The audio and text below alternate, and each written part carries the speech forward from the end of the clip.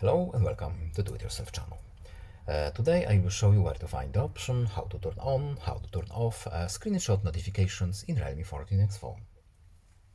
So, how to enable our notifications for the screenshot. First, settings. Then in settings, we're looking for accessibility and convenience menu. Then we need to scroll down to screenshot. And first of all, at the top, we have our tutorials and explanations about gestures. Here we have our screenshot gestures portion of the menu with tutorials. And here we have our screenshot sound and screenshot notifications. We can, of course, also hide our status bar and navigation bar while we are taking screenshot. So, screenshot notifications. They are on, they are off. Pretty simple. And that's all. Bye.